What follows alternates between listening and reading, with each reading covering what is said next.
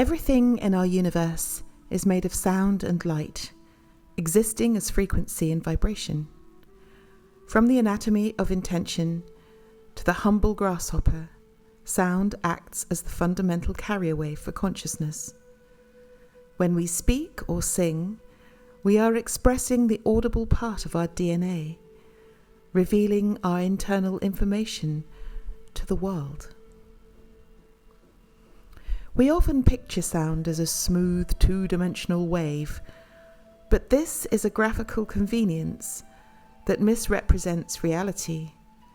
In truth, sound moves through spherical propagation, expanding as a series of physical pushes and pulls of tiny particles, pearl-like orbs that disperse orthogonally in an oscillating union. Because the human body is 75% water, we are the ultimate biological conductors. Think about that. Vibrational signatures travel 5 times faster through us than through air. Sound travels faster through water, allowing healing frequencies to penetrate deep tissues and reorganize our cells instantaneously through cymatic transformation.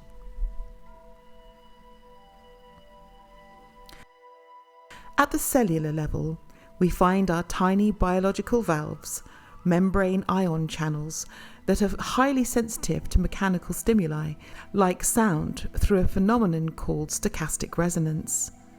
A weak external signal, such as a tuning fork, interacts with the cell's natural noise to make the signal detectable.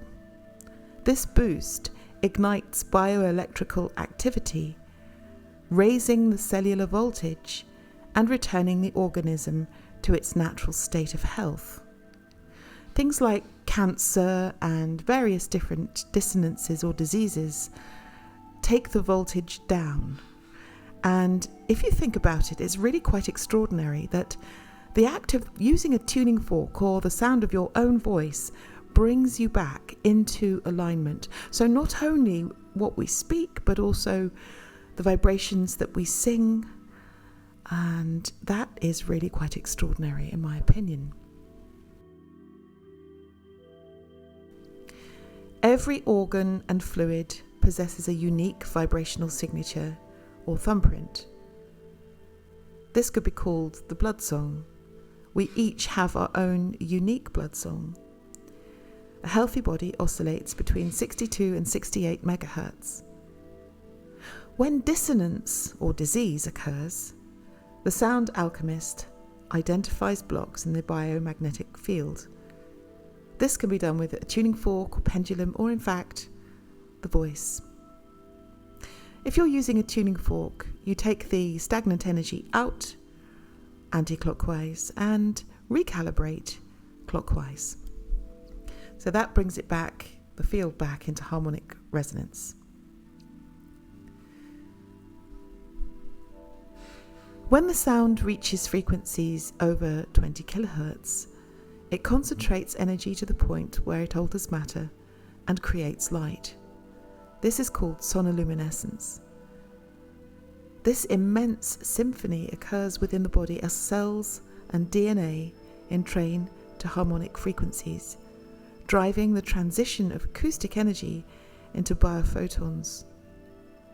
By focusing our attention, which is itself a frequency of creation, we can literally enlighten our system from within.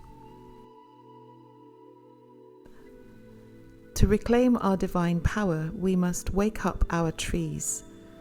That's the arbor vitae, the grey matter at the back of the brain. And I got this message from a tree that I really love. But that's another story.